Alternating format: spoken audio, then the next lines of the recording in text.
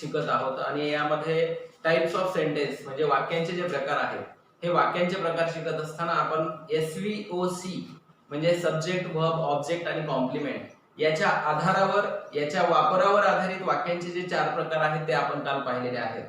आता वाक्यांचे आणखीन काही प्रकार पडत असतात. आपण टाइप्स ऑफ सेंटेन्स शिकण्याच्या अगोदर एक पार्ट शिकलेला आहे आपण क्लॉज. क्लॉज म्हणजे उपवाक्य. उपवाक्य कशाला म्हणतो मी सांगितलं तुम्हाला. What is mean by clause? A group of words part of a sentence and contains subject and predicate part. In the predicate part verb is compulsory, verb must there should be. आणि मग अशा प्रकारे ज्या शब्दांचा समूह एका वाक्याचा भाग आहे आणि ज्यामध्ये कर्ता आणि क्रियापद आहे, प्रेडिकेट पार्ट आहे, त्याला आपण क्लॉज असं म्हणतो, उपवाक्य असे म्हणतो. आणि क्लॉजचे आपण प्रकार पण पाहिलेले आहेत.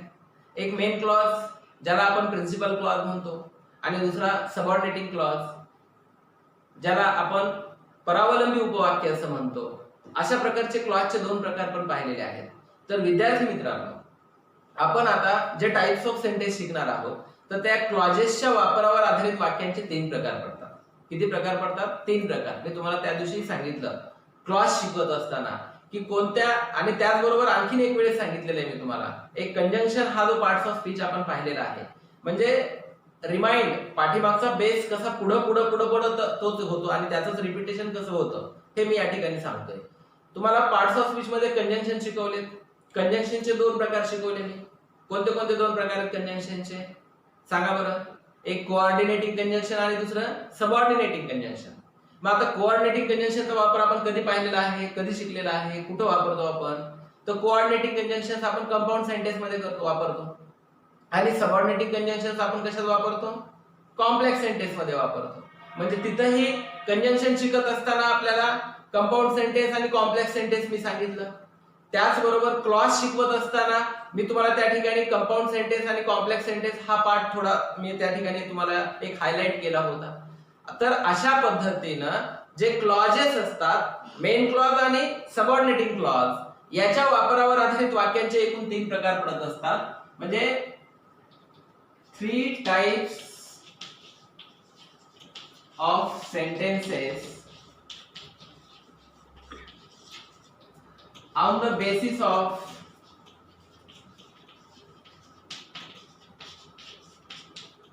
use of clauses. use of clauses म्हणजे वाक्यांचे 3 प्रकार आहेत. कशाच्या आधारावर आहेत? यूज ऑफ क्लॉजेस म्हणजे उपवाक्यांच्या वापरावर आधारित वाक्यांचे 3 प्रकार आहेत. त्यामध्ये जो पहिला प्रकार आहे तो म्हणजे सिंपल सेंटेन्स.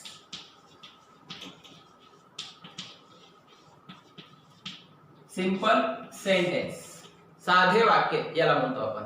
आता आपण पहिले SVOC च्या वापरावर आधारित 4 प्रकार पाहिले. त्यामध्ये पहिला असर्टिव्ह सेंटेन्स पाहिलं, त्याला आपण स्टेटमेंट म्हणतो. त्याच पद्धतीने सिंपल सेंटेन्स या ठिकाणी आता वाक्याचा एक प्रकार आहे.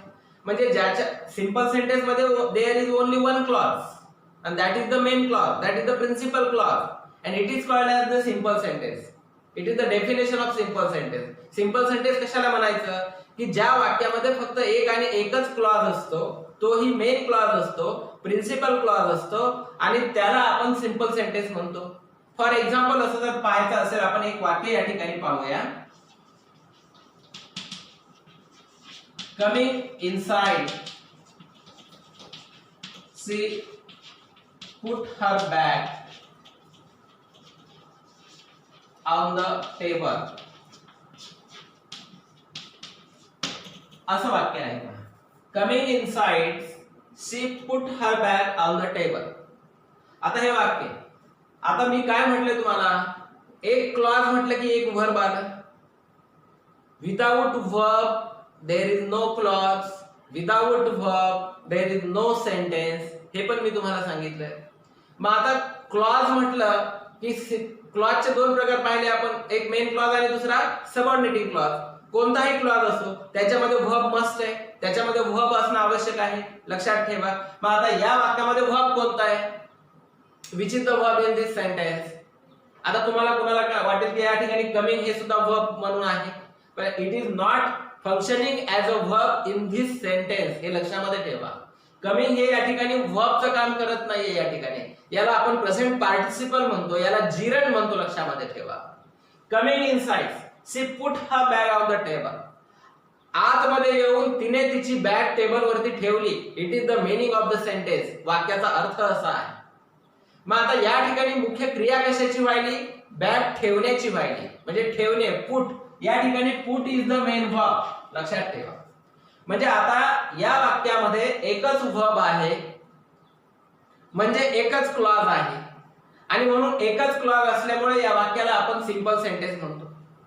म्हणजे ज्या वाक्यामध्ये एकच मेन क्लॉज आहे, प्रिन्सिपल क्लॉज आहे, त्या वाक्याला आपण सिंपल सेंटेन्स म्हणतो, साधं वाक्य असं म्हणतो, लक्षात ठेवा. आता आणखीन एक प्रश्न मी तुम्हाला विचारतो विद्यार्थी मित्रांनो. आपल्याला मी काय म्हटलंय, नेहमी सांगतो की वाक्याचं पोस्टमॉर्टम करता आलं पाहिजे. शिकवलेला पार्टच मी तुम्हाला आता विचारणार आहे. या ठिकाणी वर्ब पहिल्यांदा ओळखायचे कुठल्याही वाक्याचं पोस्टमॉर्टम करताना. पुट ओळखलंय आपण, वर्ब आहे. सांगा मला या ठिकाणी हे कितवं रूप आहे? Which form this verb is here? कितवं रूप आहे? पुटचं first form put, second form put, third form put. मग या ठिकाणी कितवं रूप? याच्यासाठी तुम्हाला सहाय्यकारी क्रियापदांचा वापर शिकावा लागतो आणि तो डोक्यामध्ये पाहिजे. हेल्पिंग वर्बचा वापर मी जो तुम्हाला सांगितलेला आहे, यूज ऑफ हेल्पिंग वर्ब, त्याच्यामध्ये टू बी ची सहाय्यकारी क्रियापद, टू हॅव ची सहाय्यकारी क्रियापद, टू डू ची सहाय्यकारी क्रियापद, आणि त्यांचा वापर आणि त्यांच्या वापराच्या पुढं क्रियापदाची किती रूपं येतात हा चार्ट किंवा मी जे लिहून दिलेलं आहे ते जर डोळ्यासमोर असेल, ते जर डोक्यामध्ये तुमच्या फिट्ट असेल, तर तुम्हाला या ठिकाणी या पुढचं व्हर्बचा फॉर्म कळेल, लक्षात ठेवा. आणखीन एक सांगतो, क्रियापदांची रूपं तुम्हाला शिकवलीत मी. First form, second form, third form, कशाला काय म्हणायचं ते एक आपल्या डोक्यामध्ये फिट्ट पाहिजे. म्हणजे मी जे काही पूर्वी शिकवलंय तो बेस आहे आणि तो जर फिट्ट डोक्यामध्ये असेल तरच पुढचं कळेल, नाही तर काही कळणार नाही. नाहीतर पुढचं पाठ आणि मागचं सपाट अशी जर भावना आणि अशी जर भूमिका असेल तर काही उपयोग होणार नाही विद्यार्थी मित्रांनो. आणि म्हणून त्याच्यावरती पुन्हा पुन्हा फोकस करावा लागेल तुम्हाला. मग सांगा मला या ठिकाणी पुट हे कितवं रूप आहे? आता कोणी म्हणेल फर्स्ट फॉर्म आहे, कोणी म्हणेल सेकंड फॉर्म आहे. याला थर्ड फॉर्म म्हणता येईल का? आपण उलट जरू आपण. याला थर्ड फॉर्म म्हणता येईल का? नाही म्हणता येणार. कारण काय? थर्ड फॉर्म येण्यासाठी कुठल्याही क्रियापदाचं थर्ड फॉर्म म्हणजे पास्ट पार्टिसिपल येण्यासाठी काय आवश्यक आहे त्याच्या अगोदर? एक तर टू बी चं सहाय्यकारी क्रियापद पॅसिव्ह वॉइस मध्ये किंवा मग टू हॅव चं सहाय्यकारी क्रियापद त्याच्या अगोदर येणं अपेक्षित आहे. या ठिकाणी टू बी आहे का याच्या पुढे अगोदर? नाही. टू हॅव चं सहाय्यकारी क्रियापद आहे का? नाही. म्हणजे हा थर्ड फॉर्म आहे का? नाही. राहिला आता मग सेकंड किंवा फर्स्ट फॉर्म. मग आता सेकंड फॉर्म म्हणायचं का फर्स्ट फॉर्म म्हणायचं? इथल्या सब्जेक्ट कडे पहा, सी. तृतीय पुरुषी एकवचनी सर्वनाम आहे, थर्ड पर्सन सिंग्युलर प्रोनाउन आहे. आता लक्षात ठेवा, जेव्हा थर्ड पर्सन सिंग्युलर प्रोनाउन असतात आणि जर वर्ब त्याच्या पुढे आपल्याला प्रेझेंट टेन्स मधलं लिहायचं असेल तर त्या वर्बला नेहमी एस किंवा ईएस प्रत्यय लागत असतो. या ठिकाणी एस किंवा ईएस प्रत्यय लागलाय का? नाही लागला. म्हणजेच हे थर्ड पर्सन सिंग्युलर प्रोनाउन आहे.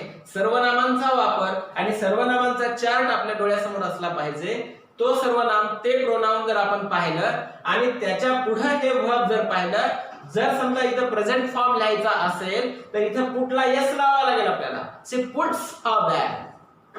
It is the present form of the verb. मग या ठिकाणी एस लागलेला नाही, ईएस लागलेला नाही. म्हणजे सेकंड फॉर्म हा आहे या ठिकाणी वर्बचा, लक्षात ठेवा. आणि सेकंड फॉर्म म्हटलं की टेन्स कोणता? आठवा आता सहाय्यकारी क्रियापदांचा वापर आणि फॉर्म्स. वर्बचे फॉर्म्स तुम्ही आठवा आता. फर्स्ट फॉर्मला कोणता टेन्स म्हणतो? चला सांगा पटकन. फर्स्ट फॉर्मला काय म्हणतो? Present tense. सेकंड फॉर्मला काय म्हणतो? Past tense. मग या ठिकाणी सेकंड फॉर्म म्हणजे याचा टेन्स कोणता? Past tense. वर्बचा जो टेन्स तोच त्या वाक्याचा टेन्स असतो, लक्षामध्ये ठेवा. म्हणजे हे वाक्य कोणत्या टेन्स मध्ये आहे? पास्ट टेन्स मध्ये आहे. मी सांगतोय तुम्हाला सिंपल सेंटेन्स. या वाक्यामध्ये एक वर्ब आहे म्हणून याला सिंपल सेंटेन्स म्हणायचं. या वाक्याचा टेन्स आहे कोणता? Simple past tense. म्हणजे पास्ट टेन्स आहे कारण वर्ब पास्ट फॉर्म मध्ये आहे, लक्षात ठेवा. मग अशा पद्धतीने हे सिंपल सेंटेन्स असतं. सिंपल सेंटेन्स याची जी व्याख्या आहे, याला काय म्हणतो आपण? सिंपल सेंटेन्स कशाला म्हणायचं? म्हणजे ज्या वाक्यामध्ये फक्त आणि फक्त मेन क्लॉज असतो, एकच मेन क्लॉज असतो. म्हणजे in the simple sentence only one main clause, only one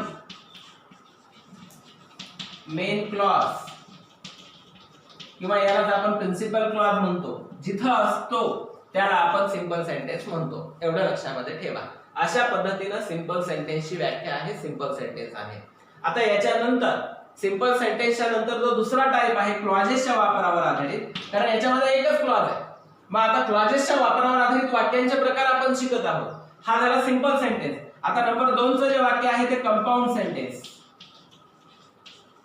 जो प्रकार आहे सेकंड, याला काय म्हणतो आपण? Compound sentence. याला मराठीमध्ये म्हणतात संयुक्त वाक्य. आता संयुक्त वाक्य कशाला म्हणायचं? The difference between simple sentence and compound sentence is that in the simple sentence there is only one main clause, but in the compound sentence there are more than two clauses and all the clauses are the main clauses. म्हणजे compound sentence मध्ये काय होतं? एकापेक्षा जास्त किंवा दोन पेक्षा जास्त मेन क्लॉजेस आलेले असतात आणि ते जे क्लॉजेस आहेत ते कोऑर्डिनेटिंग कंजंक्शन ने जोडलेले असतात. आणि म्हणून कोऑर्डिनेटिंग कंजंक्शनचा जर वापर आपण पाहिला तर कोऑर्डिनेटिंग कंजंक्शनचा वापर आपण कंपाऊंड सेंटेन्स मध्ये करतो. आणि कंपाऊंड सेंटेन्स मध्ये करतो म्हणजे कोऑर्डिनेटिंग कंजंक्शन्स या ठिकाणी 2 किंवा 3 किंवा 4 जे मेन क्लॉजेस आलेले असतात त्यांना जॉईन करण्याचं काम कोऑर्डिनेटिंग कंजंक्शन करत असतात. आता उदाहरण पाहायचं असेल, फॉर एक्झाम्पल हेच वाक्य आपण आता कंपाऊंड सेंटेन्स मध्ये कसं रूपांतर होतं ते पाहूया. She came inside and put her bag on the table. आता हे वाक्य she came inside and put her bag on the table. आता या ठिकाणी तुम्ही म्हणता की कमिंगचं केम कसं झालं? केमच का घेतलं इथं, कम का नाही घेतलं? फर्स्ट फॉर्म का नाही घेतला? सेकंड फॉर्मच का घेतला? तर या ठिकाणी पुट हे सेकंड फॉर्म आहे. हे वाक्य पास्ट टेन्स मध्ये आहे आणि सिंपलचं कंपाऊंड किंवा कंपाऊंडचं सिंपल मध्ये करत असताना, ट्रान्सफॉर्मेशन ऑफ सेंटेन्स करत असताना, वाक्य परिवर्तन करत असताना, मग याच्या पूर्वी शिकलेले आपण 4 प्रकार असोत किंवा आता शिकत असलेले हे 3 प्रकार असोत, हे वाक्य परिवर्तन करत असताना 2 गोष्टी वाक्याच्या कधीच बदलू द्यायच्या नसतात. एक म्हणजे वाक्याचा टेन्स, वाक्याचा काळ, आणि दुसरं म्हणजे वाक्याचा अर्थ. वाक्याचा अर्थही बदलला नाही पाहिजे आणि वाक्याचा काळही बदलला नाही पाहिजे. काळ नाही बदलला की ऑटोमॅटिक अर्थ बदलत नसतो, लक्षात ठेवा. कारण अर्थ पूर्ण करणाऱ्या शब्दाला आपण क्रियापद म्हणतो आणि वाक्याचा काळ हा क्रियापदावरून ठरवतो. आणि म्हणून क्रियापदाचा जे काळ आहे तो काळ जशाच तसा कायम ठेवला पाहिजे जेव्हा आपण ट्रान्सफॉर्मेशन ऑफ सेंटेन्स करत असतो तेव्हा. आणि म्हणून या ठिकाणी या वाक्याचं आपण कंपाऊंड सेंटेन्स मध्ये जेव्हा रूपांतर करतोय तेव्हा या ठिकाणी हे कंपाऊंड सेंटेन्स करत असताना या ठिकाणी आता 2 क्लॉजेस तयार करायचे आपल्याला. कारण कंपाऊंड सेंटेन्स मध्ये 2 किंवा 2 पेक्षा जास्त क्लॉजेस आलेले असतात. More than 2 clauses, 2 or more than 2 clauses and all the clauses are the main clauses. आता मेन क्लॉज म्हणजे प्रिन्सिपल क्लॉज. मेन क्लॉज कशाला म्हणतो? Clause which has its own meaning. म्हणजे असा क्लॉज की ज्याला त्याचा स्वतःचा अर्थ पूर्ण आहे. मग अर्थ पूर्ण असणारे 2 क्लॉजेस आपल्याला या ठिकाणी करायचे आहेत. मग व्हर्ब तयार करायचा आहे दुसरं, आणि व्हर्ब तयार करण्यासाठी व्हर्ब दर्शविणारा त्या वाक्यातला शब्द आपल्याला शोधावा लागतो. मग या ठिकाणी व्हर्ब दर्शविणारा शब्द आहे कमिंग, येणे. मग याचा पास्ट फॉर्म घ्यावा लागतो आपल्याला, कारण इथं पास्ट टेन्स आहे म्हणून या ठिकाणी आपण केम केला. जे सब्जेक्ट आहे हा कॉमन आहे या वाक्यामध्ये. आत येण्याची आणि बॅग ठेवण्याची अशा 2 क्रिया व्हायला लागलेल्या आहेत आणि या दोन्ही क्रिया कोण करतंय? सी करतंय. म्हणजे या ठिकाणी हे हा सब्जेक्ट आहे, करणारी ती आहे, दोन्ही क्रिया. आणि म्हणून हा सी हा जो सब्जेक्ट आहे हा या ठिकाणी कॉमन घेतला. सी केम इनसाइड, ती आतमध्ये आली, एवढंच वाक्य म्हटलं, अर्थपूर्ण होतो. It has its own meaning. आणि म्हणून हा एक क्लॉज आहे, लक्षात ठेवा. हा एक क्लॉज आहे आणि हा मेन क्लॉज आहे. आता परत she put her bag on the table असं जर वाक्य म्हटलं तर याचाही अर्थ पूर्ण होतोय आणि म्हणून हा सेकंड क्लॉज आहे, लक्षात ठेवा. अशा प्रकारे या ठिकाणी 2 क्लॉजेस आहेत आणि ह्या दोन्ही क्लॉजेसचा वाक्याचा अर्थ पूर्ण होतोय. मी तुम्हाला सांगितलं कधी कधी वाक्यामध्ये सब्जेक्ट हिडन असतो. आता तुमच्या समोर प्रश्न असा पडेल की हे सी इथं कशाला आणलं, आपण एवढंच म्हटलं तर चालतं का, put her bag on the table, चालतं. पण या ठिकाणी या वाक्याचा मीनिंग जर पाहिला तर सी या ठिकाणी इथं आहे, आपण सी डबल इथे या ठिकाणी लिहू शकतो, काही फरक पडत नाही. She came inside and she put her bag on the table. There is nothing wrong by using she double again here. काही फरक पडत नाही, ठेवला तरी चालतं, नाही का ठेवलं तरी चालतं. या ठिकाणी दोन वर्ब आहेत वेगवेगळे, कोणते कोणते, केम आणि पुट. ही these are the two verbs आहेत, लक्षात ठेवा. आणि हे दोन वर्ब ह्या कोऑर्डिनेटिंग कंजंक्शनच्या आजूबाजूला आलेले आहेत. एक अगोदर आलाय आणि एक नंतर आलाय. कंजंक्शनच्या अगोदर एक वर्ब असेल आणि कंजंक्शनच्या नंतर एखादं वर्ब आलेला असेल तर त्यावेळेला दोन क्लॉजेस असतात, लक्षामध्ये ठेवा. आणि म्हणून या वाक्यामध्ये दोन क्लॉजेस आहेत. हे दोन्ही क्लॉजेस हे मेन क्लॉजेस आहेत आणि या दोन्ही क्लॉजेसला एकत्र कंबाईन जोडलेला आहे अँड या शब्दात. अँड हे कोऑर्डिनेटिंग कंजंक्शन आहे आणि म्हणून अशा पद्धतीने या वाक्याला आपण कंपाऊंड सेंटेन्स म्हणतो. मग कंपाऊंडचं सिंपल करायचं असेल किंवा सिंपलचं कंपाऊंड करायचं असेल तर क्लॉजेस वाढवावी लागतात किंवा कमी करावी लागतात. म्हणजेच एखाद्या वर्बचं रूपांतर कशात तरी करावं लागतं. म्हणजे या वाक्याचं जर सिंपल सेंटेन्स करा म्हटलं तर या केम या वर्बचं रूपांतर आपण या प्रेझेंट पार्टिसिपल किंवा जिरंड मध्ये केलेलं आहे, लक्षामध्ये ठेवा. अशा पद्धतीनं या ठिकाणी या क्लॉजेसच्या वापरावर आधारित हे वाक्यांचे दोन प्रकार आहेत. आणि आता तिसरा जो प्रकार आहे क्लॉजेसच्या वापरावर आधारित, मी तुम्हाला शिकवलेला आहे, सांगितलेला आहे याच्यापूर्वी सुद्धा, तो म्हणजे कॉम्प्लेक्स सेंटेन्स. कोणता आहे, कॉम्प्लेक्स सेंटेन्स. आपण याची प्रॅक्टिस नाही घेणार या ठिकाणी, मी फक्त जनरल तुम्हाला या ठिकाणी वाक्यांचे टाइप्स शिकवत आहे. आणि म्हणून एक्झाम्पल आपण नंतर पाहणार आहोत, जेव्हा ट्रान्सफॉर्मेशन ऑफ सेंटेन्स हा टॉपिक शिकणार आहोत त्यावेळेला त्याची भरपूर एक्झाम्पल पाहणार आहोत. या ठिकाणी फक्त आपल्याला हे समजून घ्यायचं आहे की सिंपल सेंटेन्स कशाला म्हणायचं, कंपाऊंड सेंटेन्स कशाला म्हणायचं आणि कॉम्प्लेक्स सेंटेन्स कशाला म्हणायचं. आता कॉम्प्लेक्स सेंटेन्सचं एक एक्झाम्पल मी तुम्हाला त्या दिवशी दिलेलं होतं की I met a man who was my father's friend. हे वाक्य आपण पाहिलेलं होतं. आता या कॉम्प्लेक्स सेंटेन्स मध्ये काय आहे की एक सबऑर्डिनेटिंग क्लॉज असतो आणि दुसरा मेन क्लॉज असतो आणि ते दोन्ही क्लॉजेस एकत्र जोडलेले असतात. कशाने, सब ऑर्डिनेटिंग कंजंक्शननी जोडलेले असतात. Difference between compound sentence and complex sentence. Compound sentence मध्ये टू मेन क्लॉजेस किती असतात, दोन मेन क्लॉजेस असतात किंवा दोन पेक्षा जास्त मेन क्लॉजेस असतात. आणि या कंपाऊंड सेंटेन्स मध्ये कोऑर्डिनेटिंग कंजंक्शन आलेले असतात. कोऑर्डिनेटिंग कंजंक्शन्स हे कंपाऊंड सेंटेन्स मध्ये असतात, लक्षात ठेवा. आणि आता कॉम्प्लेक्स सेंटेन्स मध्ये काय असतं, वन मेन क्लॉज आणि दुसरा आणि सेकंड अनादर किंवा सेकंड हा सब ऑर्डिनेटिंग क्लॉज असतो. सब ऑर्डिनेटिंग क्लॉज असतो.